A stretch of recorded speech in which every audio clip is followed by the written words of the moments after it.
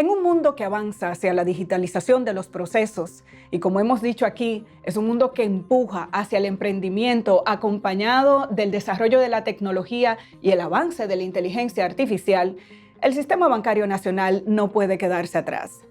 Pero, ¿qué oportunidades y desafíos plantea este contexto al sistema bancario nacional y también a los ciudadanos en sentido general? ¿Y cuál es el rol del Estado? Me parece que se vale preguntar. Se vale preguntar es presentado por Banco Popular, el banco de las ideas.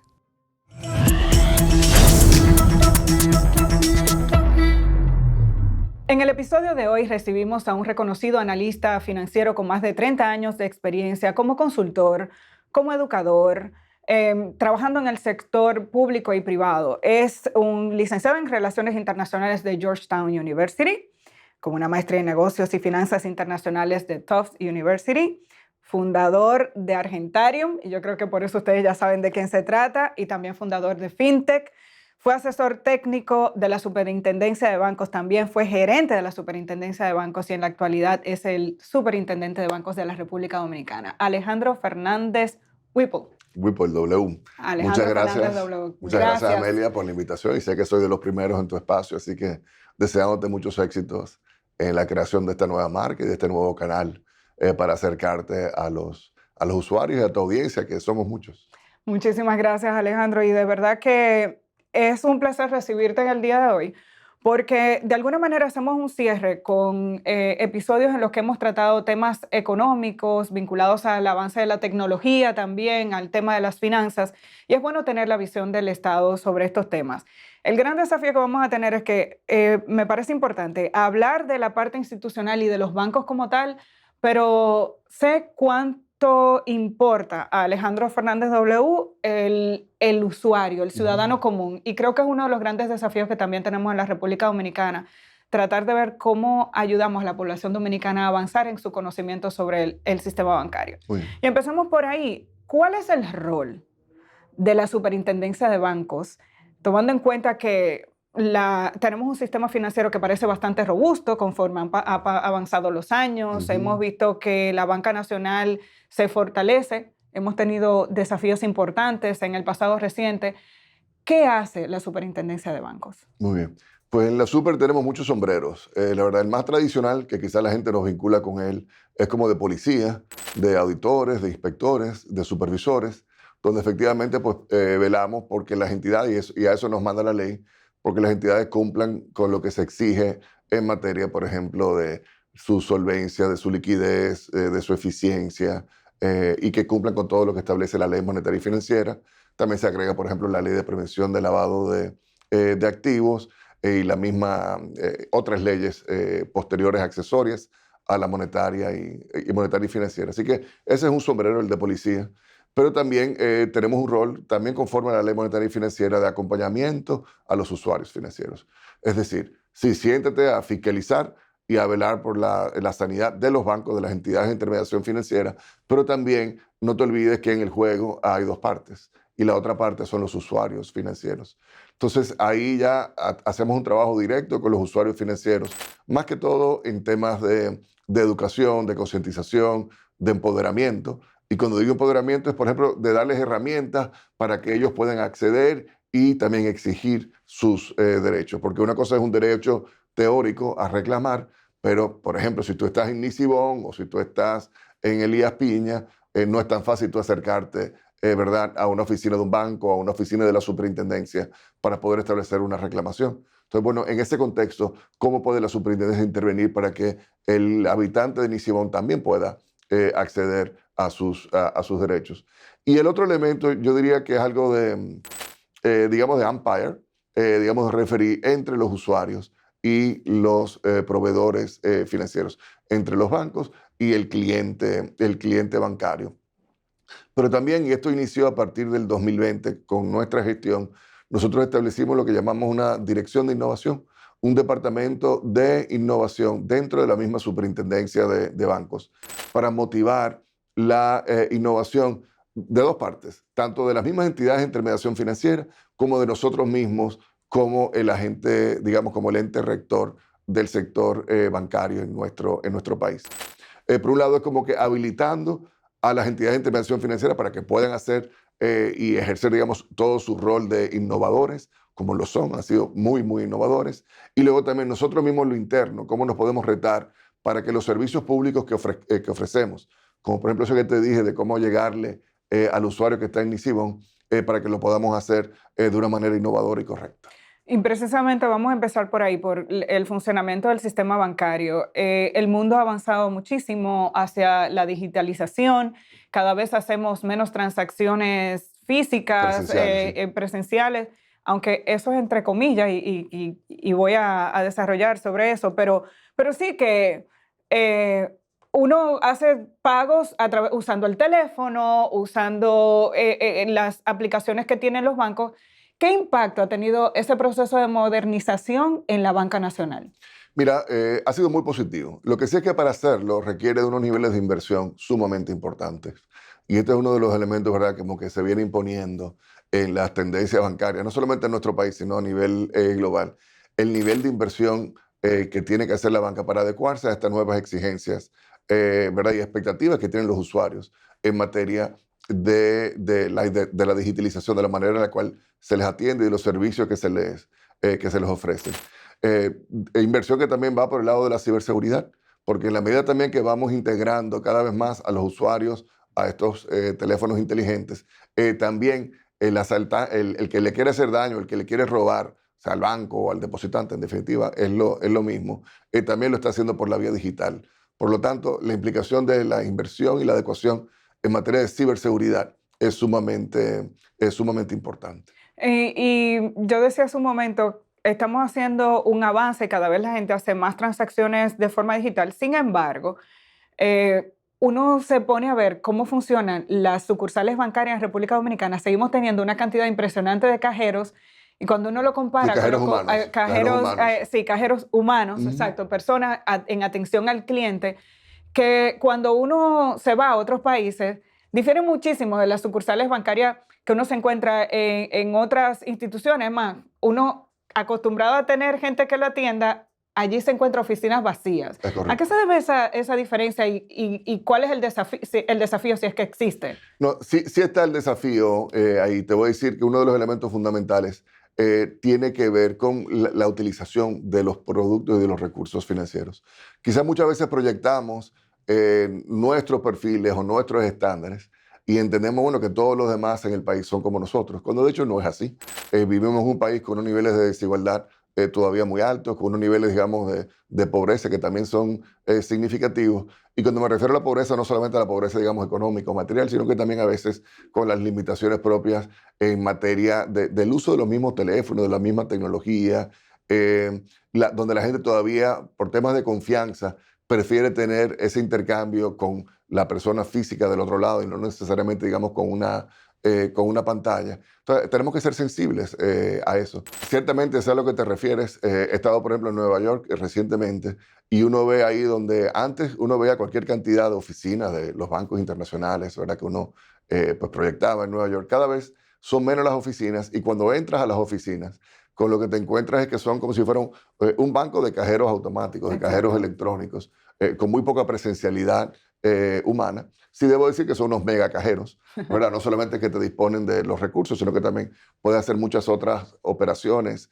Y tú tienes que tocar un timbre para que salga un oficial a hablar contigo. Sin embargo, parece que es un tema cultural, porque esas mismas instituciones bancarias, en las estaciones que están en zonas donde hay latinos, entonces sí tú ves largas filas de gente. Me Ujú. parece que es un proceso. Mira, esto es un proceso definitivamente, tiene que ver con temas de niveles económicos, con asuntos, digamos, del acceso a cuánto tiempo tienes con la tecnología, cuán cómodo también te sientes con la tecnología, porque una cosa es que tú puedas, mucha gente ya, ¿verdad?, va teniendo teléfonos, ahora, son teléfonos inteligentes, son teléfonos con acceso a data o acceso a wifi constante, no siempre es el caso, sobre todo en un país como el nuestro, que tenemos una base de la pirámide importante, y también a medida que la gente vaya cogiendo confianza con eso.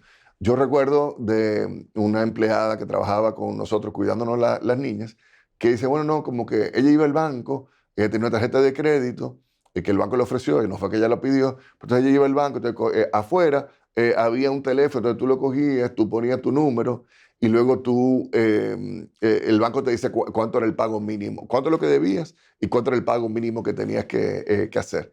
Y ella me hacía la pregunta a mí, perdón, ¿por qué es que si yo siempre hago el pago mínimo, sigo debiendo lo mismo? Y en aquel me dijeron, bueno, que estaba haciendo un pago a la tarjeta de crédito, literalmente solamente el pago mínimo. Yo iba a durar años Intereses. con esa deuda. Entonces, fíjate cómo ahí hay una oportunidad, quizás de aprendizaje, o que ella, de haber sido un cajero humano, el que ella tuviese delante de ella, pues ese cajero humano, ese oficial de servicio del banco, le habría podido quizás explicar. Pero en este caso no estaba esa conexión. Y mucha gente queda entonces como con la duda. Ahora, sin lugar a dudas, Amelia, esto es un asunto de tiempo. Tampoco nos podemos comparar con Nueva York o con Madrid. Son ciudades donde ¿verdad? El nivel educativo y también que son siempre, digamos, están allá en la punta en materia de tecnología. Pero de que no te voy a decir a ti 5 años, pero en unos 7 o 10 años, es altamente probable que nosotros vayamos viendo, que nos vayamos desplazando hacia eso. Pues precisamente vamos a hablar de ese desarrollo en paralelo, porque entonces uno se va a ver cómo están funcionando la banca en la República Dominicana y los nuevos modelos de negocio y se da cuenta que estamos compitiendo con lo que ocurre a nivel internacional. Es más, yo me atrevería a decir que aquí hay entidades bancarias cuyas aplicaciones incluso funcionan mejor que lo que vi fuera. Entonces, hablemos de la fintech. ¿Qué impacto están teniendo esa modalidad, digamos, en el avance del desarrollo bancario en la República Dominicana? Muy bien. Mira, es simpático con lo de la fintech porque ahora está todo de moda, o ha estado bastante de moda, pero en nuestro país existe una empresa que se llama Fintech Dominicana SRL, que ¿sabe quién fue su fundador? Fui yo mismo. Alejandro Fernández. En el año 2015. En el año 2015. Y justamente estábamos iniciando un primer producto, un primer servicio que todavía existe. Yo vendí posteriormente la empresa porque no era compatible. No puedo tener ningún tipo de interés económico, empresarial o profesional que no sea el de la superintendencia de bancos. Pero esa empresa sí la logré vender y vende un comparador de productos bancarios, de títulos o de cuentas o de servicios y préstamos financieros. Entonces, las fintech son como un complemento. Lo podemos ver de dos formas. Primero, hay cualquier cantidad de soluciones dentro del universo fintech, como creo que tú has visto anteriormente, pero uno de los modelos es decir, bueno, de los clientes, de los usuarios existentes de la banca, ¿cómo le podemos dar nuevos servicios? ¿Cómo le podemos complementar? ¿Cómo podemos integrar mejor el mundo bancario a través de las empresas fintech? Un ejemplo de eso clásico es, por ejemplo, PayPal, que en definitiva a través de PayPal puedes hacer pagos a terceros, pero en el fondo te estás conectando directamente con tus entidades bancarias a través de las cuales la herramienta de PayPal se alimenta. O aquella en la que nosotros trabajamos aquí localmente, que también existe internacionalmente como NerdWallet. Aquí nosotros le llamamos Rexy.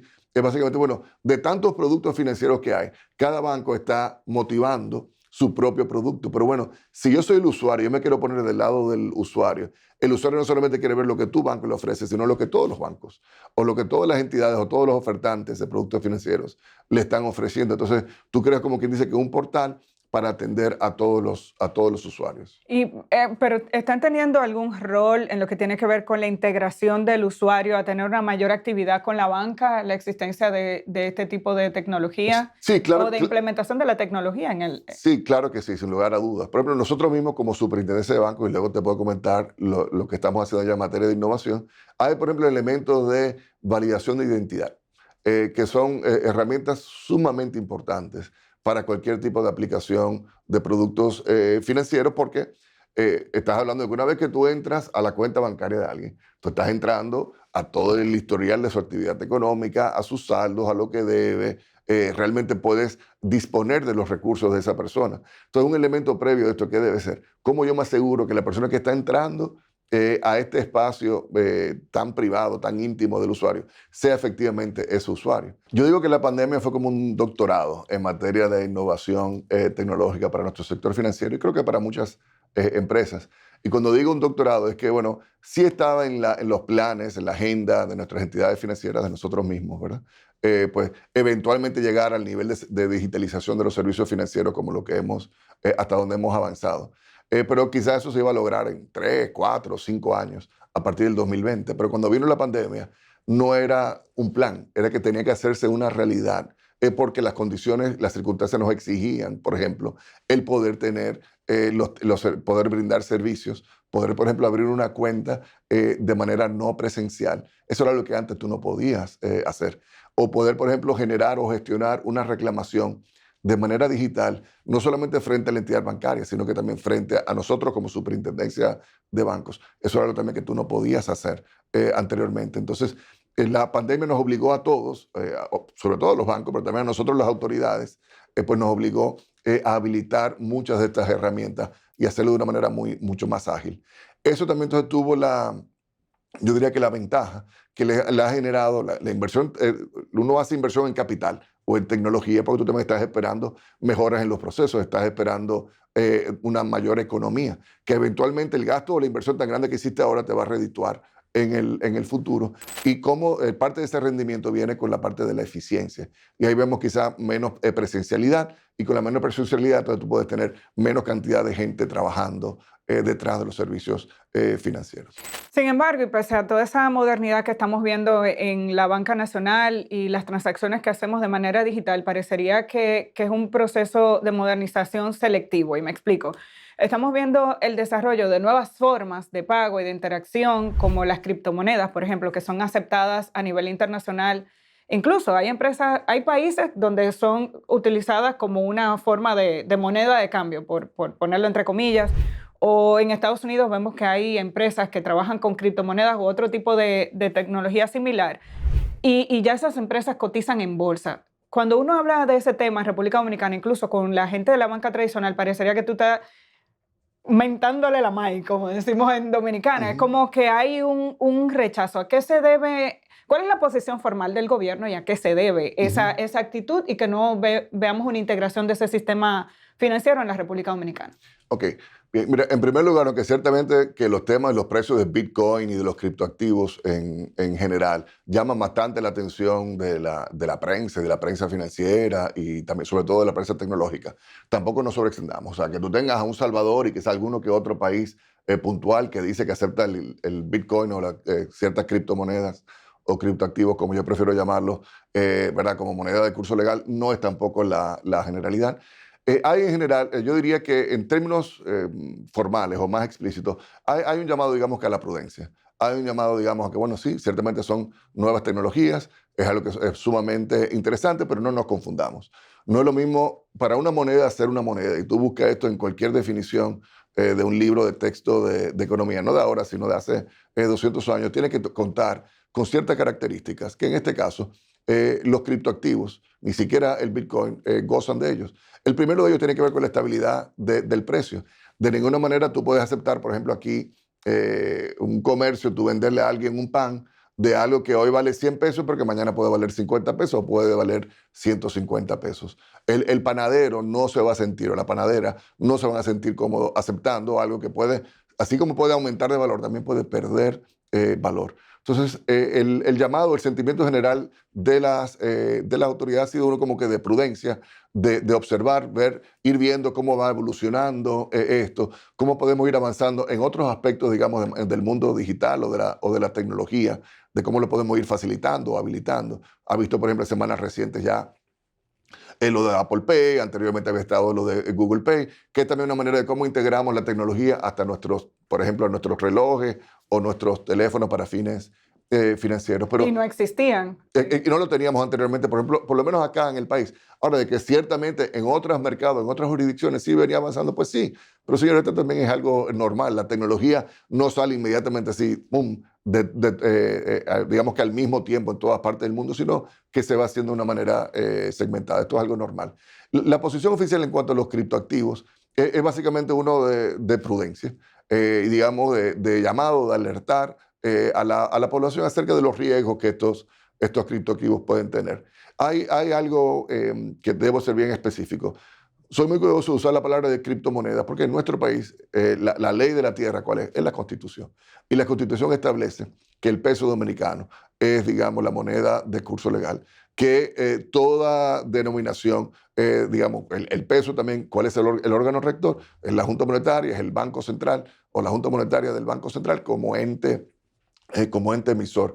Entonces, no nos parece a nosotros como autoridades, yo soy miembro de la Junta Monetaria, como que algo simpático, algo como que no le va a hacer caso de que alguien venga y pretenda de que X invento de algoritmo tecnológico que pueda tener, ahora sustituye lo que es el rol del peso dominicano. Y esto tiene muchas implicaciones, Amelia, no solamente digamos por la parte comercial de utilizarlo digamos, para pagar servicios o comprar lo que fuera, que también hay un elemento, digamos, del mundo de la criminalidad, donde muchas de estas monedas, que justamente como se proyectan es que no son reguladas, de que no hay un ente estatal detrás de ello, y que por lo tanto estamos en este mundo de libertad absoluta, que es lo que me parece muy bien por el lado de esos usuarios que quieran trabajar en la libertad absoluta, pero como parte del Estado y que alguien que procura, ¿verdad?, que vivamos dentro de un cierto orden, en la libertad absoluta también, cuando vienes a ver, se puede abusar. Y parte de los mecanismos que tú lo puedes abusar es facilitando, por ejemplo, el pago de actividades de lo ilícito, sea de narcotráfico, sean temas de corrupción, sean temas de ciberchantajes y demás, muchos de los cuales ahora, ¿cuál es el mecanismo que se utiliza? Ah, no, en tal cartera, en tal empresa que es la que me tiene esa cartera, me vas a mover X cantidad de tu monedero, de criptoactivos, me lo vas a llevar a esta otra cartera.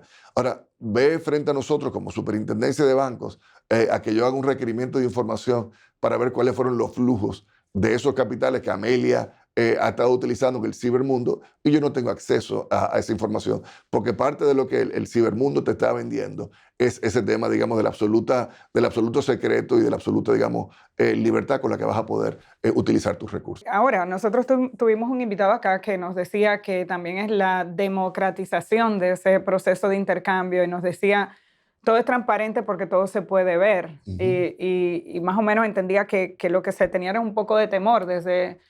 bueno, ese término lo utilizo yo, pero sí hablaba de la democratización de las transacciones, de esa libertad y de que todo el proceso de intercambio es transparente, pero entre dos personas y no hay una entidad de intermediación Ujú. eh, Sí, no, que viva la libertad. regulando. Que viva la libertad. Mira, ahí yo te digo, y me parece muy bien, y el mundo está hecho de eso, de gente que nos va a estar empujando a lo que estamos dentro del status quo, dentro del Estado, dentro de las reglas existentes del mercado, a que nos vayan empujando, a que vayamos moviéndonos y mejorando más eso. Y quizás antes era muy restrictivo en los temas de los servicios bancarios, los servicios financieros, y por vía de estos mecanismos nos va a obligar a que seamos más innovadores y que vayamos cambiando. Pero yo te voy a decirte algo, como parte no solamente de un gobierno, como parte del Estado. Si en algún momento, fíjate que ya incluso en nuestro país, lo que es el famoso secreto bancario, es que ni siquiera en nuestro país, en Suiza, no existe ya el secreto bancario. Si una autoridad quiere saber cuáles son los balances que tú tienes en tu cuenta bancaria en Suiza, que antes era numerada y solamente tú lo sabías, pues ya eso no existe. ¿Y por qué no existe eso? Bueno, porque los gobiernos se dieron cuenta de que había un abuso de ese tipo, digamos, de exceso de libertad o de exceso de privacidad, digamos, de cómo la gente estaba disponiendo de los recursos, de tal manera que se estaban facilitando operaciones de lo ilícito. Y nosotros tenemos que procurar también ver cómo podemos disminuir a la mínima expresión lo ilícito. Y también voy a agregar algo que no tiene que ver directamente, digamos, con el mundo de en sí de los criptoactivos, pero detrás de lo cual sí, digamos, se esconden muchas cosas o se abusan de muchas cosas. Yo recuerdo, por ejemplo, tú recordarás, porque creo que tú también estabas en alguno de los medios que yo hice la denuncia en su momento, 2013, 2014, el caso de Telex Free. ¿Tú recuerdas Telex Free? Fue una estafa extraordinaria que se dio en nuestro país. Cientos de miles de dominicanos metieron dinero ahí a nivel mundial. Creo que fue uno de los esquemas Ponzi más grandes que se dieron. Y Telex Free todo se vendía. El estafador nunca te va a decir, mira, esto es un esquema Ponzi. O mira, esto es una estafa. Pero ven, ponme tu dinero, tú a ver que te voy a repagar. Siempre el estafador como que se disfraza de algún tipo de servicio, de algún tipo de elemento que está muy de moda en su momento. Y gente dice, no, mira la tendencia que tiene eso. Entonces, por ejemplo, Telex Free era en ese momento la voz sobre IP. La voz sobre el internet o la telefonía digital, y ya estaba comenzando la idea de Skype o la idea de WhatsApp, ese tipo de cosas. Y Telex Free, supuestamente los servicios que vendían eran servicios de mercadeo de voz sobre IP. Pero mentiras. Lo que Telex Free efectivamente estaba haciendo era recibiendo dinero de X para pagarle a Y con los recursos de X, y luego a X se le iba a pagar cuando entrara Z al esquema piramidal. Hemos visto también en nuestro país muchos esquemas fraudulentos, piramidales, que también que han hecho, se han disfrazado de estar invirtiendo, participando en el mundo de los criptoactivos. Como tiene tanto misterio, como tiene tanto nivel de desconocimiento y también como los niveles, digamos, de la famosa historia de alguien que pagó por una pizza con de los primeros Bitcoin, que hoy día esa pizza valdría no sé cuánto, no sé cuánto dinero. Sí. Eso cala muy poderosamente en la imaginación de la gente. Entonces la gente dice, no, yo le voy a llevar dinero a fulano de tal, que me está ofreciendo un retorno fijo de tanto, porque él está haciendo inversiones en el mundo de criptoactivos. Bullshit. Ok, eso no es así. Probablemente fulano de tal ni siquiera tiene un monedero para tener criptoactivos. Simplemente que te está engañando detrás de eso. Bueno, van varios presos. Aquí varios casos de gente presa porque ha prometido cripto y realmente es un esquema de estafa. También hay que decir eso. Es correcto. Entonces, por eso con más razón es que uno como autoridad debe llamar a digamos, que tengamos cautela en cuanto a esto. Esas palabras, cautela, prudencia, son las palabras que me quedan de esta parte del diálogo. Ahora... Pero quiero que se entienda algo. Cuando tú tienes un activo con un nivel de volatilidad de esa magnitud, que tú de repente te despiertas y no necesariamente teniendo claro cuáles son los factores que están impactando el valor. Te puede subir de 50 a 70 mil dólares y luego bajarte de 70 mil dólares a 50 mil dólares. Óyeme, ¿eso es un problema? Sí, eso es un problema. Porque si mínimamente, fíjate, ¿qué ocurre cuando explotan estas estafas que te comentaba anteriormente, Amelia? Donde la gente, justamente cuando llevaron el dinero ahí, jamás en la vida querían que las autoridades se enteraran de eso. Incluso muchas veces es efectivo, lo cual es una contradicción absoluta.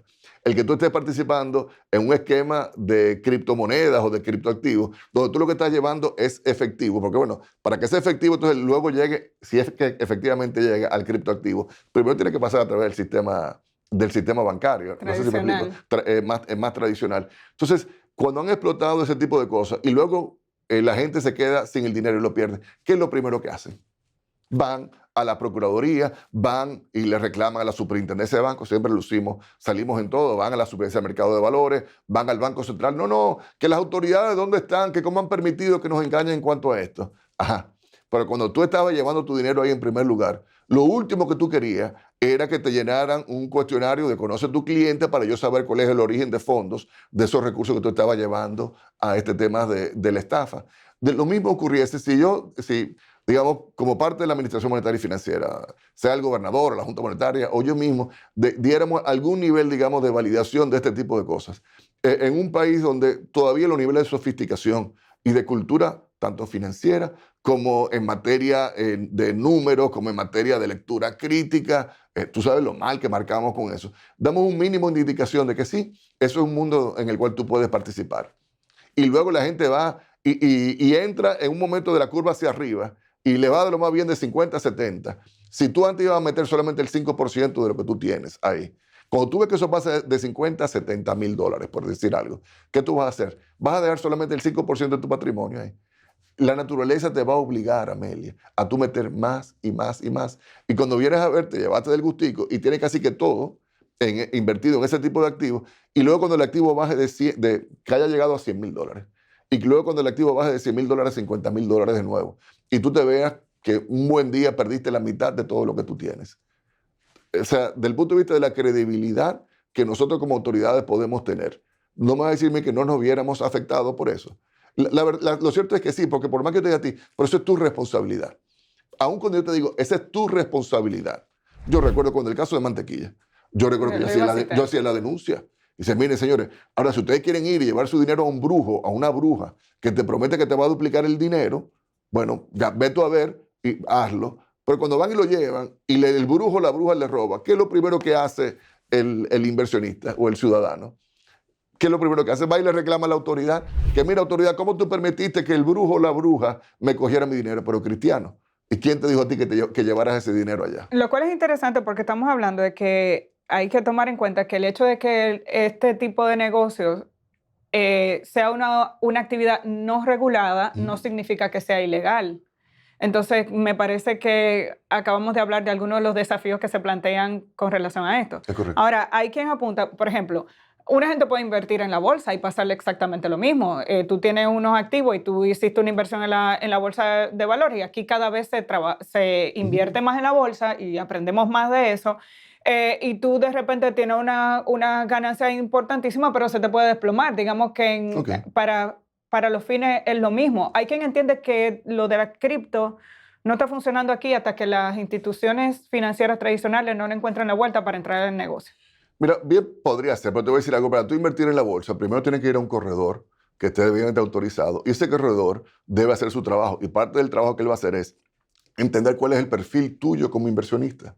Y entender si tú efectivamente tienes la capacidad de perder de una noche a la mañana X cantidad de dinero. Y si él ve, no es lo mismo el perfil de inversionista tuyo, es por ejemplo que una persona joven, educada, que conoce de las herramientas, que tiene una fuente de ingreso ordinaria, que no depende de ese patrimonio. El apetito de riesgo tuyo, ¿cuál va a ser? Va a ser mucho más alto que una, digamos, ya una señora, un señor de 75 años que vive de una renta fija y que lo complementa con ese monto que le puede dar el activo que él vaya a invertir. Si el puesto de bolsa hace su trabajo correctamente, no le va a recomendar inversiones, así sean, no sean criptomonedas, así sean acciones de renta variable, no le va a recomendar ese tipo de inversiones a la persona mayor que requiere de un mayor nivel, digamos, de ser prudente, de ser conservador, que lo que sí quizás te ofrezca a ti. Lo que ocurre es que en el mundo de los criptoactivos no tenemos, digamos, ahora mismo como que esas reglas puestas ahí. Ahora te voy a decir algo, de que eventualmente vamos a llegar ahí, yo creo que sí. Yo creo que ya esto es algo, ha cogido una fuerza y una relevancia muy, muy importante. Y sí veo que es algo que eventualmente vamos a estar entendiendo mucho mejor, integrándolo. Y nada, parte del diálogo y de la conversación como la que estamos teniendo tú y yo aquí hoy, pues es lo que es. Ahora, dentro de mi posición, porque no es argentino quien te está hablando, es el superintendente de banco quien te habla. Dentro de las reglas como nosotros la entendemos ahora mismo y visto el mercado como lo estamos viendo ahora mismo y los riesgos que hay ahora mismo, el llamado, yo te reitero, sí es el de prudencia y el de ser muy, muy cuidadosos. Hablemos de la ley de lavado, que es la ley 155-17. Ya tiene varios años de implementación. ¿Qué impacto ha tenido en el sistema bancario dominicano y desde el punto de vista de la autoridad, cuáles han sido sus aportes? Bien, mira, la verdad que yo estuve en la superintendencia 2003, 2004, 2004, 2005 y en la banca ya, ¿verdad?, de muchos años antes que eso. Cumplo ya 30 años en el sector financiero ahora, vinculado al sector financiero ahora en el 2024. Y el mundo de lo que es la prevención de lavado de activos de hoy día no tiene nada que ver con el mundo que yo conocía de esto cuando yo inicié la banca 25, 30 años atrás. Y mira que yo comencé en la banca estadounidense. Había un banco local que tenía un banco en Nueva York y comenzamos desde allá. Y el trabajo que se hacía, por ejemplo, para fines de entender el perfil de riesgo de los depositantes, el origen de fondos de las personas, el origen, digamos, de la riqueza de las personas. Ese nivel de profundidad que tenemos, que ahora la banca tiene que hacer para entender mejor a su cliente. Realmente, es como tú ir de un 10 antes a un 80, un 90 ahora, entre una escala de 100. Y mucho de esto tiene que ver básicamente con los temas de lo ilícito y de que no se vaya, y como yo lo veo, nosotros tenemos un pilar dentro de nuestra estrategia en la supervivencia de banco, que es la integridad del sector financiero. Y cuando yo hablo de la integridad del sector financiero, que nos queremos asegurar de que no se vaya a utilizar nuestro sector para fines de facilitar actividades ilícitas, de la naturaleza que sean de temas de narcos, sean temas de corrupción, temas de evasión de impuestos, etc. Entonces, eso tiene que ver con que, en primer lugar, quiénes son los proveedores y que los bancos y que la gente que esté controlando y gestionando los bancos sean gente con idoneidad y que sus capitales también estén claramente establecidos. Pero ¿para qué? Sobre todo para que ellos no dejen entrar dentro del perímetro que nosotros supervisamos aquí en la banca dominicana, que no dejen entrar actores malos que vayan a hacer uso o abuso del sistema. Te voy a dar un ejemplo. Mantequilla. Tú dirías, bueno, pero ¿cómo mantequilla es un ilícito? Bueno, sí, era un ilícito porque, en nuestra opinión, estaba engañando a la gente ofreciendo una cosa que al final se sabía que no iba a poder ofrecer. Pero en un momento, Mantequilla estaba pretendiendo utilizar canales del sistema bancario para él captar los recursos con los cuales estaba alimentando y apalancando su pirámide o su esquema Ponzi. Nosotros le mandamos la señal al sector, miren, no acepten y no movilicen recursos de esta naturaleza hacia esta persona, y estaba bastante bien focalizado porque era Sabana Grande de Boyá. De Boyá. Entonces, quizás parte del impacto, y efectivamente así fue, de lo que vimos con Mantequilla, ¿cuál fue? Que se quedó dentro del contexto de Sabana Grande de Boyá, o de gente que venía o de fuera o de otras partes del país, pero que en efectivo iba y llevaba los recursos ahí. En la medida que tú estés montando un esquema Ponzi con efectivo, créeme que se te va a hacer muy difícil. Nada más por la cantidad de dinero al cual podría llegar y los temas de seguridad. Pero ¿cómo intervino la superintendencia ahí? ¿Se le bloquearon los fondos? ¿Llegó un momento? Dejándole saber a las entidades de intervención financiera que estaban presentes en ese contexto. Mira, hay este elemento que está llevando a cabo este nivel de actividad. Yo creo que tú entiendas claramente a través de dónde le está moviendo recursos y el origen de esos recursos que le está recibiendo. ¿Y qué pueden hacer esas las entidades? entidades ya pueden evaluar, entender, ven acá, pero ¿y de dónde esta persona, qué es lo que se dedica? ¿Cuál es la empresa? ¿Cuál es su origen de ingresos? Esto tiene sentido, que él esté recibiendo esta cantidad de recursos. ¿Y cómo es que le está entonces entrando estos recursos y luego también devolviendo estos recursos? Y si a las entidades no le hace sentido, que ojo, les pudo haber hecho sentido.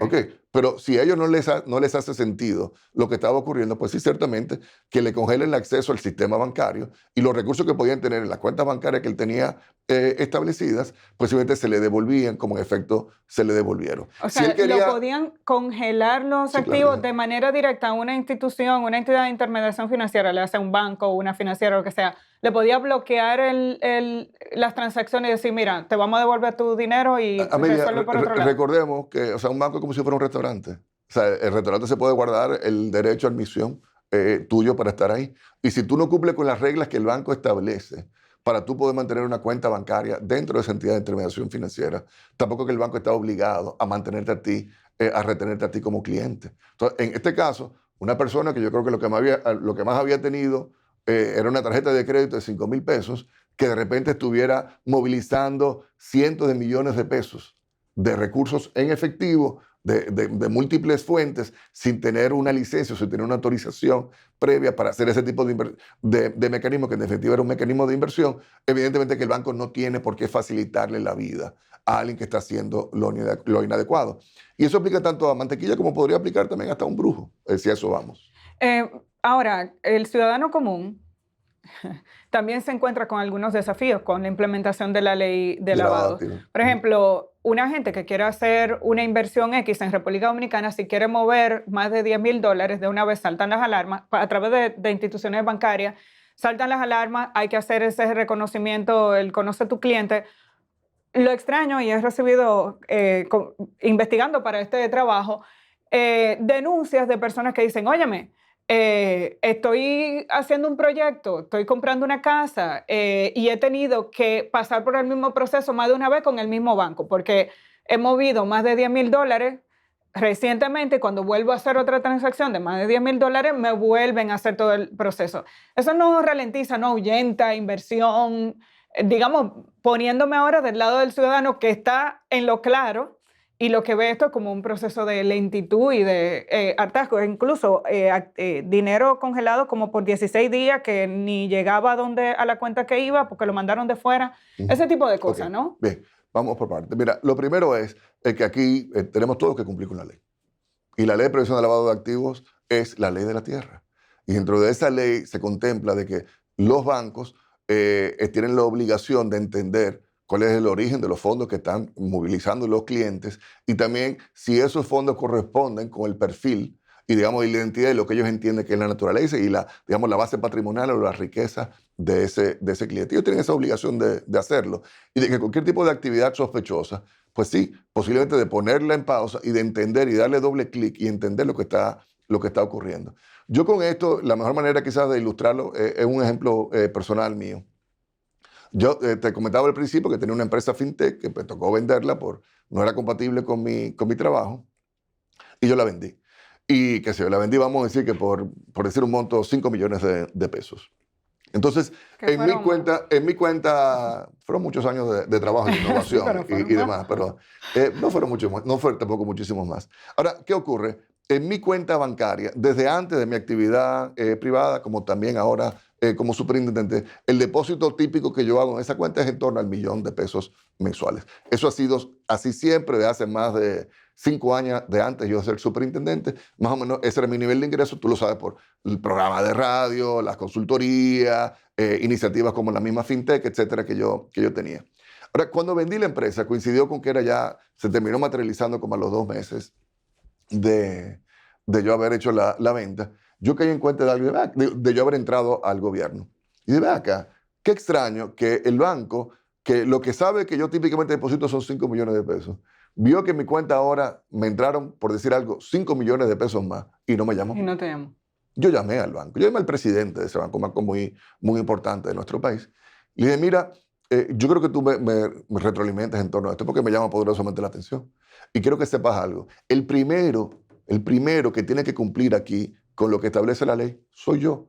Y si tú o tu equipo ven algo que por alguna razón como que no les cuadra o no le hace sentido en torno a mis propias finanzas, siéntese en toda la libertad de coger el teléfono y de llamarme y decirle, superintendente, queremos entender esta transacción, como era normal. Y me dijo, bueno, una vez se puso algo nervioso y yo, pues déjame investigar. Y él volvió, pero volvió muy, muy contento. Y me dijo, mira, el superintendente, de hecho sí, nosotros sí vimos y sí disparó la alerta, la entrada de esos recursos. Lo que pasa es que esos recursos entraron de una cuenta nuestra. ¿Y por qué? Porque la persona que te compró a ti esa empresa era una persona que era cliente nuestra y que nosotros de hecho le dimos un financiamiento para que pudiera hacer esa operación de adquirirte la empresa a ti. Entonces sabíamos el origen de los fondos, sabía lo que había detrás, que era un contrato que también le requerimos a la persona que nos los entregara, donde ya tú te salías por completo de esa empresa y eso justificaba la transacción. Entonces, así debe ser con todo. Voy a hacer, porque esto es algo que ha generado bastante controversia. Lo primero es, la gente dice, pero Alejandro, entonces ¿cómo es posible que con todas estas operaciones, ¿verdad?, del mar, que nuestra amiga Jenny Berenice y Camacho han ido sacando, que se hayan movilizado tantos miles... Todos los moluscos. Todos los moluscos y los calamares y demás, tantos miles de millones de pesos, y sin embargo, como que no se dispararon las alertas adecuadas dentro del sistema financiero. Mira, eso es una realidad. La cual para nada nos alegra a nosotros. También quiero decir que era antes a nosotros estar en la superintendencia de bancos y de que sí las alertas de repente sí se habrán motivado y se habrán canalizado al lugar que corresponde. Porque tampoco es como que los bancos van a salir como con fiscales a investigar tales y tales cosas, sino que también se remiten a una unidad de análisis financiero que de ahí tiene que empaquetar todo y ya luego a partir de ahí lo remite a la Procuraduría General de la República. Entonces lo que nosotros sí hemos velado es que ese tipo de transacciones, por lo menos durante mi tiempo como superintendente de bancos, no se vuelvan a repetir. Y justamente es mandándole la señal al sistema, como fue a ese presidente de ese banco que te comenté, de que tenemos que cumplir con la ley y que lo primero que tenemos que hacerlo somos los que estamos nosotros dentro del gobierno, dentro del Estado, para que después no vengan otros a tener que recoger lo mal hecho como hemos tenido que recoger nosotros.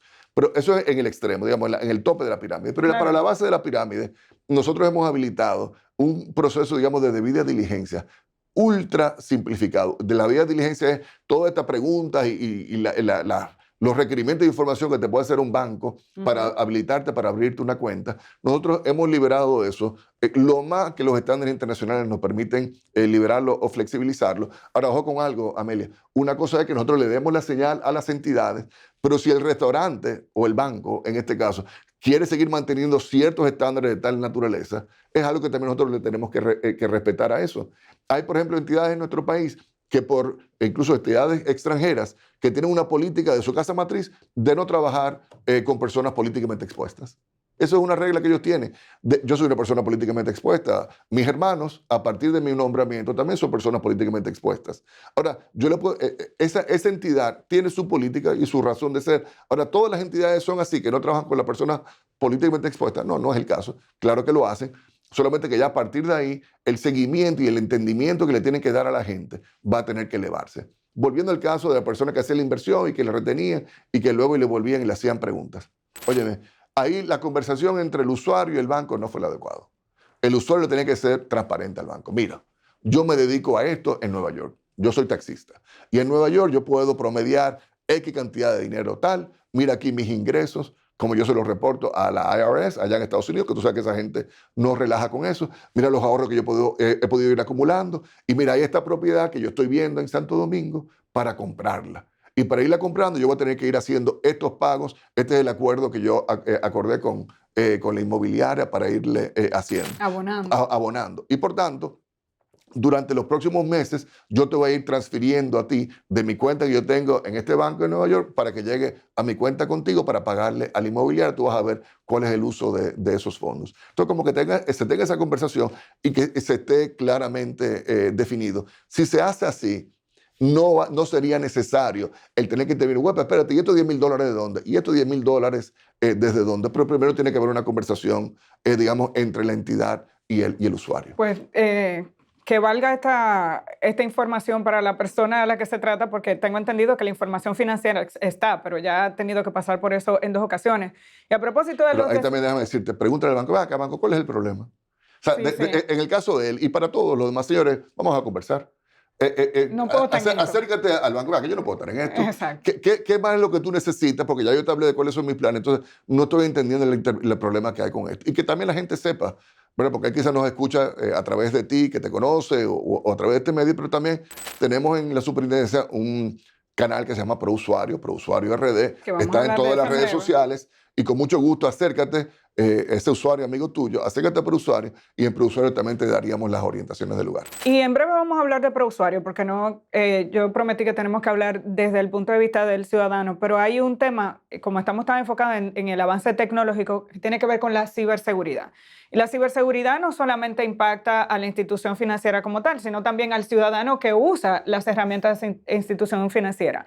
Yo estuve en un foro donde participó James Pichardo, que trabaja Nuestro director de ciberseguridad. de ciberseguridad. Decía, es importante entender el riesgo para gestionarlo. Los elementos externos tienen un impacto. No es lo mismo la seguridad de una universidad que la seguridad de un banco.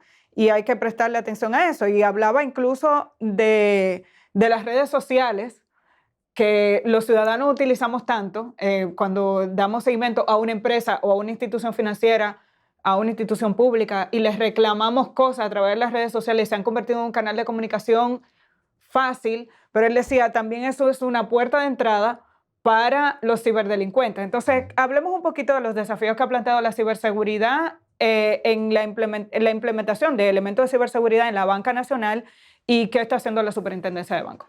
Hay un elemento, básicamente, a mí me gusta una palabra que usa James, es propio de ese mundo de la gente de ciberseguridad, como de higiene digital. ¿Qué quiere decir higiene digital? No pongas tus códigos, tus accesos a cualquier parte que tú vayas para acceder al Internet. O sea, eso que te dicen de que no te conectes a un Wi-Fi para acceder, a un Wi-Fi público para acceder a tu cuenta bancaria. Eso es algo relativamente elemental. O, por ejemplo, no le respondas a la gente que te está escribiendo así, o por WhatsApp o por teléfono, para pedirte un dinero X, Y, Z, si hay algo que tú no conoces o que no te queda claro. Oye, así seas tú, Amelia de Champs, que me mande un link. Yo no le doy el link. Yo antes te voy a escribir, Amelia, aún tú y yo nos tenemos en WhatsApp y nos escribimos con alguna normalidad. Antes de yo darle el link, Amelia, tú de verdad me mandaste ese link para que yo entrara ahí. ¿Qué es lo que tú me quieres mostrar ahí? ¿Y por qué? Porque que yo no sé si al yo darle ese link ahí, hay ahora, se puso muy de moda en estas últimas semanas, cualquier cantidad de gente que le estaban hackeando sus cuentas de WhatsApp. Sí. ¿Y por qué? Porque le dieron a un link, digamos, ingenuamente, inocentemente, crédulamente, que otro usuario, que otro amigo o contacto también se lo dio. Entonces, digamos que empujamos mucho esos temas, digamos, de la higiene digital y también de la concientización. Nosotros tenemos una herramienta ya en la superintendencia que a mí me gusta muchísimo, se llama Know Before. Y lo que hace esta herramienta, creo que utiliza elementos de inteligencia artificial, es, te va mandando mensajes a tu cuenta, a tu correo electrónico, pero ya conociendo a lo que tú te dedicas y el ámbito donde tú estás, que el que ve el mensaje, el que ve el email, jura y perjura que es un email, digamos, de una fuente que corresponde. Confiable. Confiable para yo para yo darle mayor información. Lo único es que no lo era. Y la herramienta te dice, Alejandro, te agarramos. Realmente no le he dado clic a eso. ¿Es una herramienta para concienciar? Puramente es una herramienta para concienciar. Entonces lo que ella va haciendo es que va viendo la cantidad de gente que cae en la trampa y te va midiendo la evolución de la gente que va cayendo en la trampa y también te va diciendo cómo se compara esto con otras entidades parecidas a ti dentro de tu sector y de cuál es el nivel, digamos, de ingenuidad con el que la gente va cayendo. Y la idea es no para decirle, mire qué ingenuo eres, es que, bueno, ante la falla que caíste, bueno, pero caíste fue en mis manos. Ahora yo voy a aprovechar para decirte que tú debiste haber visto dentro del mensaje que te enviamos, que quizás no viste y por lo cual caíste acá. Y lo que hemos visto es que una vez que que lo hemos ido ejecutando, esto tiene ya años en la superintendencia, hemos ido mejorando esto. Ahora, ¿de que somos infalibles? No somos infalibles. Todavía, caray, ni lo voy a decir para no calentarlo, alguien que trabaja muy de cerca conmigo, cayó en el cuentico este del WhatsApp. Una persona que trabaja en la... Una persona que trabaja conmigo que ha estado, o sea, que a quienes hemos ido concientizando, interviniéndole, pero es que cuando te llega un mensaje de un amigo tuyo, o sea, no lo piensa. uno no lo piensa y casi como con esa automaticidad uno va y cae ahí. Pero justamente por eso que tú acabas de decir que uno no lo piensa y como es tanta la información a la cual estamos expuestos y que nos descargan las redes sociales y todo en lo que vivimos, que tenemos que decir, espérate, ¿esto procede o no procede? Otro ejemplo de ciberdelincuencia. Es gente que yo voy a ir Banco X, por decirlo así, pero en vez de yo ir a bancox.com.do, yo voy a Google y pongo ahí Banco X y me sale, y cuando yo veo abajo, lo primero que me sale es un link a bancox.com.do y yo le doy ese link. Y cuando yo llego ahí, me sale un portal, pero igualito el de Banco X. Igualito, se parece muchísimo. Y cuando viene a ver, voy a entrar, mira, que requerimos tal información adicional para darte acceso. Y se crea todo este esquema. Te copian una plantilla. Te copian la plantilla y te van manipulando para sacarte información. Y la cantidad de gente que ha caído en eso acá en nuestro país es tremendo. Y fíjate que aquí hay un rol de ¿quién? De Google. Google en algún momento debió haber depurado el buscador de ellos. Espérate, ¿a quién es que le estamos brindando estos servicios? Porque parte de la razón del por qué la gente cayó, de haberse detenido, lo que pasa es que la gente también actúa muy rápidamente o está viendo mucha información, habrían visto, no, pero mira, es que ese Banco X, que me sale ahí de primero en la lista de búsquedas, no es un espacio pagado. Y sí, Google le vendió publicidad a unos estafadores que se pusieron a hacer esto aquí. Pero a ver dónde estaban. Yo creo que en ese caso era en Bulgaria o algo así, donde rondaban. Qué bueno que entramos en esta parte, que es la del ciudadano ahora. Porque yo preguntaba, las herramientas que está usando la superintendencia, si está dando apoyo incluso a las instituciones financieras, pero me interesa mucho más el tema del ciudadano. Aparte de poner una denuncia, decíamos al inicio que aquí vivimos en dos países, un país con grandes niveles de desigualdad, pero esa desigualdad no es solo económica, también en términos educativos. En lo que tiene que ver con la educación financiera, la brecha es mayor, porque a veces no depende ni siquiera de tu nivel educativo, es un tema de formación. Nosotros tenemos, los que estudiamos en áreas sociales, no recibimos educación financiera. Y vamos a un banco comercial y nos encontramos con todo un sistema al que tú tienes que ingresar para estar formalizado en el sistema de empleo, de negocio. Seguridad social, todo. Pero tú desconoces el tema gerencial, administrativo, o sea, se aprende sobre la marcha. ¿Qué estamos haciendo para, digamos, reducir esa brecha? Porque sé que no solamente como superintendente, es que como analista y desde la creación de Argentarium, eso es un área que te importa bastante. Mira, creo que estamos haciendo mucho y te puedo hablar un poquito de lo que estamos haciendo en la superintendencia de bancos, pero también me da una inmensa satisfacción. Y puedo decir esto sin ser, digamos, quizá con poca modestia, pero si tú recuerdas cuando inició Argentarium, que estamos hablando ya hace unos 15 años, la parte educativa de cómo usar la tarjeta de crédito, ese tipo de cosas, yo comencé a hacerlo a partir del año 2009. Porque antes mis escritos de Argentarium eran muy técnicos, muy analíticos, etc. Pero luego me viré hacia el usuario y me di cuenta de la gran necesidad que había de orientación y de educación financiera a los usuarios en nuestro país. Y bueno, se desarrolló todo, para mí, todo un mundo y todo un pequeño grupo empresarial. Ahora, en aquella época no había mucha oferta. Ni de los mismos bancos. Tú entrabas, yo recuerdo que yo entraba y de las cosas que yo medía era si los bancos tenían algún contenido de orientación o de educación financiera dentro de su página web o sus portales. Y no, 15 años atrás, la mayoría de las entidades bancarias no tenían ese tipo de orientación, ni tampoco el mercado lo estaba proveyendo, ni uno lo veía mucho realmente a nivel de los medios de comunicación. Y bueno, como tuve ese pequeño monopolio por un tiempo, pues me fue bastante bien. Creo que ya las reglas ahora han cambiado. Hoy día es al revés. Fuera la excepción, el banco que tú entras a su página web o con los intercambios que tiene contigo a través de las redes sociales o su canal de YouTube o algo, donde esos bancos no te ofrezcan una solución de educación financiera. Incluso hay algunos que han establecido centros de educación financiera, claro, en línea, etcétera, para ir concientizando y empoderando a los usuarios. Nosotros en la Superintendencia de Banco también hemos asumido esto y lo hemos hecho sobre todo con ese perfil que tú describiste, con el perfil de joven profesional. del joven que ya se graduó del colegio, está en la universidad, posiblemente como es lo normal en nuestro país, al estar en la universidad comienzan a generar su primer ingreso y comienza entonces a bancarizarse y estamos interviniendo en ese segmento poblacional, más que en los segmentos más jóvenes. Tenemos distintas iniciativas, algunas de ellas básicamente empujando a generadores de contenido que nosotros entendemos que son buenos en materia de educación financiera, generando nosotros mismos como superintendencia de bancos contenido financiero. Por ejemplo, nosotros tenemos un canal de YouTube. Déjame aprovechar para que sigan a ProUsuario RD en YouTube, pero también tenemos nuestras redes sociales, tenemos un blog de la superintendencia de bancos en ProUsuario GOBDO. Óyeme, que ve todo, a ver lo que era Argentarium antes. Todo está ahí disponible. Pero lo que es más importante, y aquí también nos conecta con los temas de innovación, que yo sé que son lo que te apasionan. Yo recuerdo cuando iniciábamos en la gestión, un joven en Twitter me dijo, mire, ¿cómo es posible que para uno hacer reclamaciones haya que ir presencialmente a los bancos en la situación de la pandemia? Y yo le dije al joven, tú tienes toda la razón, vamos a hacer algo. Me propongo que dentro de los primeros 100 días de la gestión vas a poder hacer eso digitalmente. Una estupidez mía, es sobre entusiasmo mío porque los cambios tecnológicos no se hacen en 100 días. Pero al final, al cabo, sí logramos dentro de un año generar lo que es ProUsuario, nuestra aplicación digital, y a través de ProUsuario que tenemos, no solamente que puedes hacer reclamaciones por ahí, quejas y denuncias, sino que también puedes ver si tienes cuentas inactivas o abandonadas, puedes también conocer cómo los bancos te ven a ti en cuanto a tu letra, digamos, no tu score, pero sí es tu clasificación regulatoria, si eres A, B, C, D, etc. Y puedes ver todo tu historial crediticio para ver cómo efectivamente estás pagando tus compromisos. Pero no solamente eso, sino también que estamos trabajando... Todo a través de la aplicación. Todo a través de la aplicación, que está tanto para Apple como para Android. Pero de hecho, estamos evolucionando la aplicación, donde te vamos a decir a ti, pero yo te pregunto a ti, Amelia, ¿tú sabes cuál es la tasa de interés? ¿Tú tienes un préstamo ahora mismo? Sí. Ok. ¿Tú sabes cuál es la tasa? Es raro. ¿Tú sabes cuál es la tasa de interés de ese préstamo?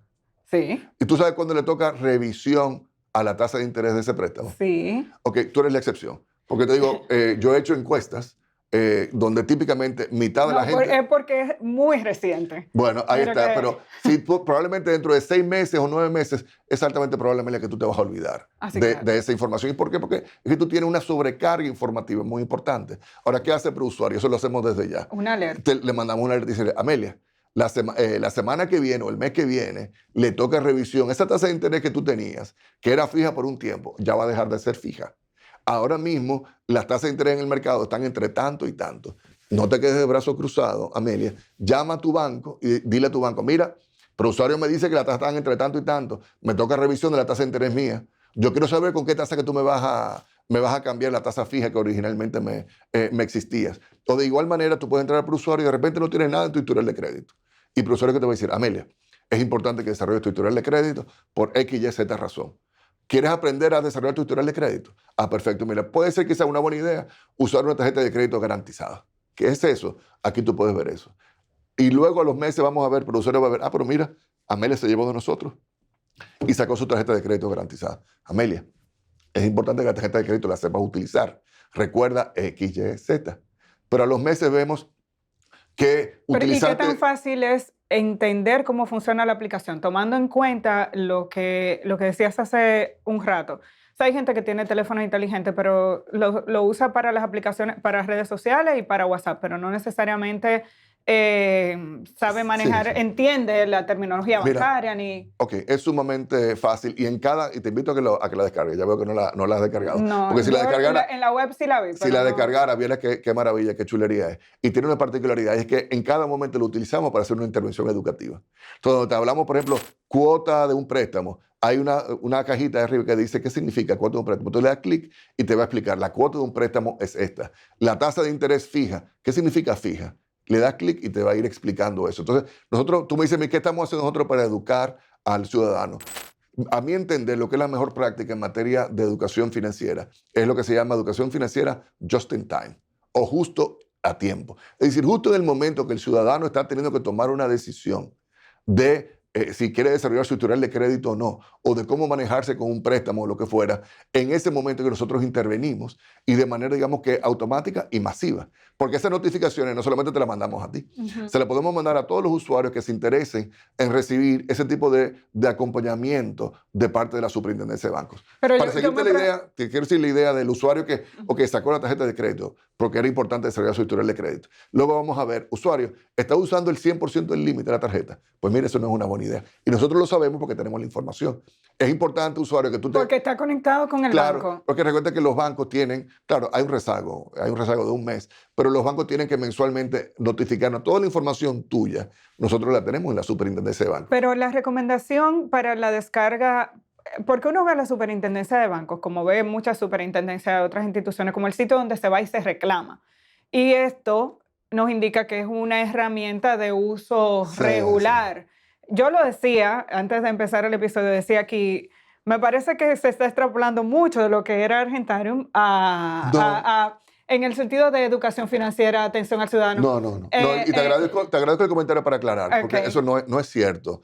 Porque entonces luego se pudiese interpretar como que esto es una vaina de Alejandro.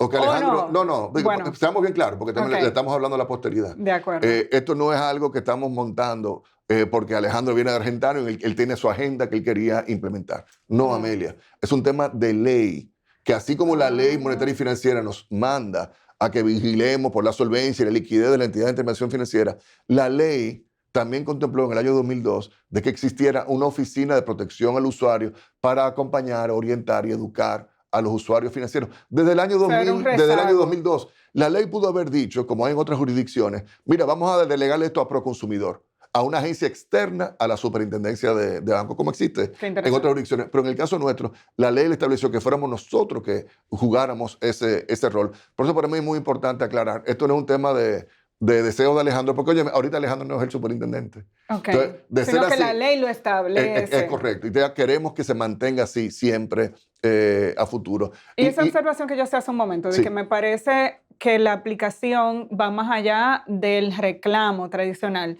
La recomendación que es que todo el mundo tenga a mano... Claro que sí. Ya tenemos 300,000 dominicanos y dominicanas que tienen a ProUsuario en sus teléfonos inteligentes. Y la regla es la siguiente, por luego veo que tú no eres el caso. Aquí tenemos a 2 jóvenes. ¿No? ¿Lo tienes?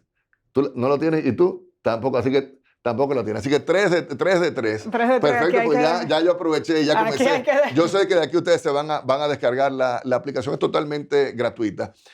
Tú hablabas de la parte de la usabilidad. Óyeme, aunque lo diseñamos, y esto es un orgullo extraordinario que yo tengo, esa aplicación para ambas tiendas la diseñamos nosotros de la A a la Z, 100% por un equipo de jóvenes. Yo creo que ahí no promediaron ni 25 años dentro de la Superintendencia de Bancos y cumple con todos los estándares que Apple o quienes fueran pueden exigir para fines de sus tiendas y también los temas de ciberseguridad y validación de la identidad. Sí, también contratamos a expertos de fuera que dicen, mira, ven a ver, puncha tú y dime qué te parece la usabilidad de la herramienta. ¿Cómo podríamos ir mejorando los temas de la usabilidad para que sean, más fáciles o más accesibles para todos los usuarios? Estamos constantemente escuchando a los usuarios financieros que utilicen la herramienta. Fíjate que ya no son 10 o 20, son más de 300,000 que lo tienen. Y desde ahí es como una conexión que tú tienes con la superintendencia. Incluso una de las quejas que más típicamente recibíamos era, la jodida llamada molestosa de los bancos para venderme, para ofrecerme tarjetas de crédito. Ahora, yo entiendo el usuario y la molestia. Bueno, y yo tengo el usuario la molestia que pueda tener, pero también entendamos algo. El banco también tiene derecho a vender y a ofrecer sus productos y sus servicios.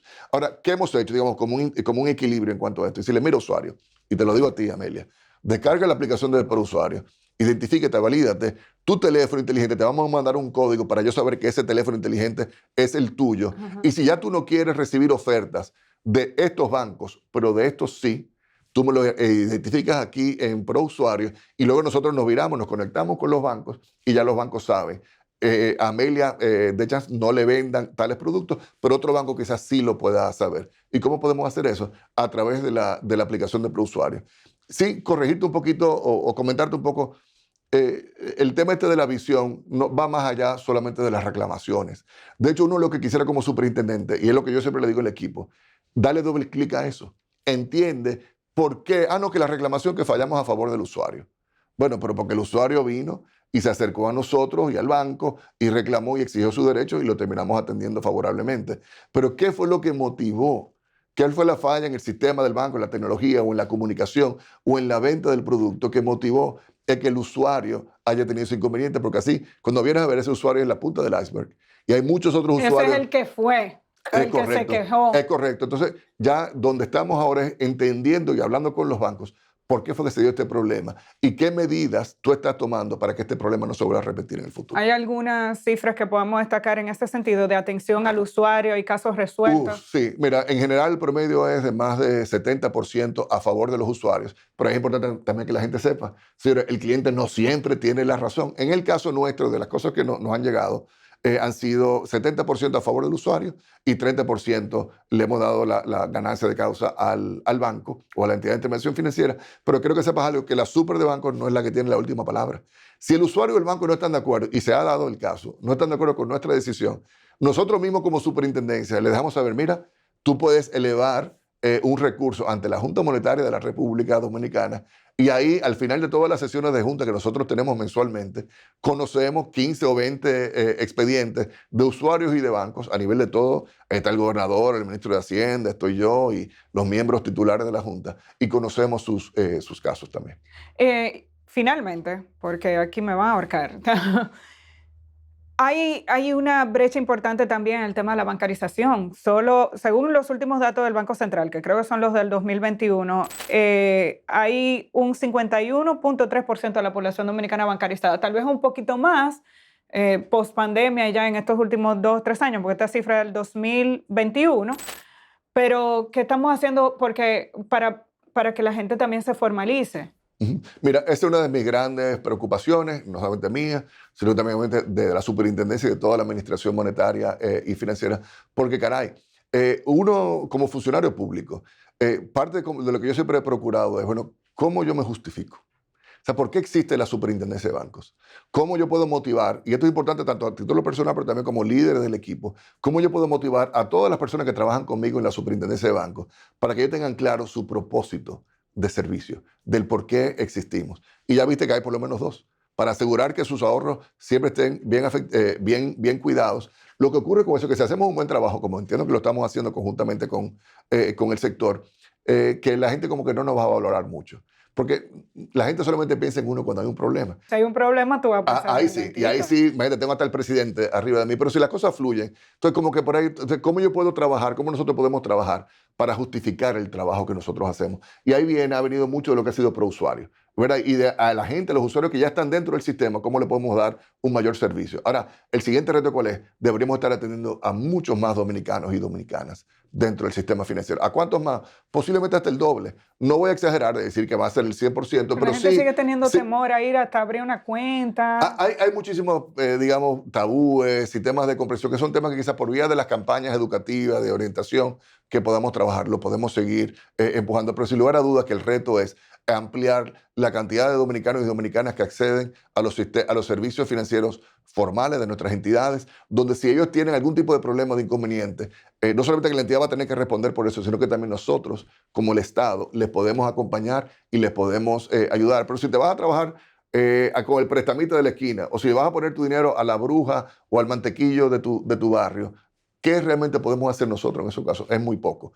Ahora, si ya lo vas a llevar a un banco, a tomar un préstamo de un banco y no te sientes que el banco hizo el cálculo correctamente, sí te podemos ayudar. Si vas a llevar tu dinero a un fondo de inversión, a un puesto de bolsa o a una entidad bancaria, que son las que nosotros regulamos, y tiene algún inconveniente, ahí también sí te podemos acompañar. Bueno, además de las herramientas que acaba de promover el superintendente de bancos, que todo lo que tiene que ver con prousuario y el canal de YouTube, que de verdad yo siempre, de manera particular, estando en este programa y estando en cualquier otro, siempre he entendido que lo bueno se promueve, y sobre todo cuando es de carácter educativo se promueve. Yo voy a aprovechar para recomendar la Academia de Finanzas con Propósito del Banco Popular, que además es el principal patrocinador de este espacio, pero me encanta lo que se está haciendo ahí.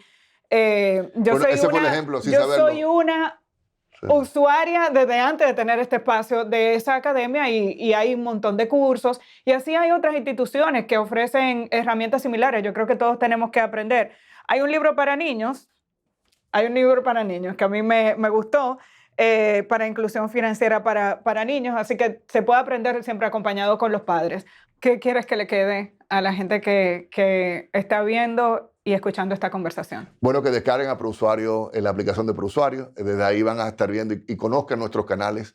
ProUsuario como marca no existía antes, no estaba, digamos, en las redes sociales, ni tenía un canal de YouTube. Ahí hay aquellos que extrañan Argentarium. Yo lo que le digo a la gente, no, pero Argentarium sigue. Solamente que lo hace mi equipo a través, digamos, de una oficina del Estado, como es ProUsuario y como es la Superintendencia de Bancos, que trabajan con entidades reguladas, que si escuchan algo que quizás luce ser demasiado bueno para ser verdad, muchachos, muchachas, vamos a darle doble clic a eso. Y sobre todo que tengan mucho cuidado con quién confían sus asuntos financieros. Quiero volver rápidamente a lo que comentabas ahorita de los profesionales que se gradúan de comunicación o se gradúan de abogados y que no saben cómo es el manejo administrativo, contable, la seguridad social, la DGI, etcétera, etcétera. Bueno, mira, por eso es que también es muy buena idea tú trabajar dentro de firmas o dentro de empresas que ya están establecidas. Y si tú eres un abogado que entra a una firma de abogados, tú vas a poder ver, aunque tú te dediques a tu trabajo del derecho, tú vas a poder ver cómo esa firma de abogados está organizada y los sistemas y los controles y el recurso humano que la firma de abogados necesita para poder gestionar exitosamente. Y ya tú iniciaste desde ahí y ya luego tú dices, ok, ahora yo voy a emprender independientemente. Bueno, te vas a montar independiente, pero tú también vas a saber, no, pero espérate, que parte de estas prácticas administrativas que yo vi en la firma, yo también las tengo que integrar en mi práctica sola. Entonces, no es solamente como que emprender por emprender. Y ahí concluyo con una cita de don Pepín Corripio, que es verdad que es todo un maestro en estas cosas y también en su momento jefe de tanto tuyo como mío. Yo lo digo con mucho cariño y mucho afecto. Y él dice que si él volviera a ser de nuevo a iniciar como emprendedor, que él antes identificaría cuál es más o menos el tipo de industria que a ti más te gusta. ¿Cuál es la mejor? Okay, una vez que tú le identifiques, ¿cuál es la mejor empresa o firma dentro de esa industria? Y procurar trabajar en esa empresa o esa firma. ¿Y para qué? Para aprender, para ver cómo ellos se organizan, para ver quiénes son sus clientes, quiénes son sus proveedores, cuáles son los sistemas, las tecnologías que utilizan. Sobre todo porque vas a aprender en un sitio que tú quieres estar. Es correcto. Y también en un mercado que también a ti te interesa. Y ya luego, si te quieres independizar, pues perfecto. Independízate, pero primero habiendo tenido esa experiencia o ese conocimiento previo. Como quizás sean muchos los jóvenes que nos estén viendo. Un poquito, yo a veces veo como que estamos muy acelerados, Amelia. Y tú hoy día tienes este emprendimiento, has tenido otros en el pasado, pero tú gallaste tu yuca en los medios tradicionales. Tú te sentaste al lado de maestros y maestros en los medios tradicionales. Y así fue que tú fuiste aprendiendo y has ido logrando lo que has logrado tan exitosamente. Entonces, un poquito ese mensaje a los más jóvenes, como que muchachos, van a llegar ahí, yo se lo puedo asegurar, pero vayan quemando las distintas etapas y no lo veas como que quemar por quemarlo. Míralo como parte de tu experiencia, de tu aprendizaje y disfruta ese proceso de aprendizaje que no se logra de la noche a la mañana. Lo puedes ir logrando, pero lo puedes ir logrando paso a paso en el tiempo. Y esa experiencia marca una diferencia en el futuro. Gracias, Alejandro Fernández W., Superintendente de Bancos, por esta interesantísima conversación.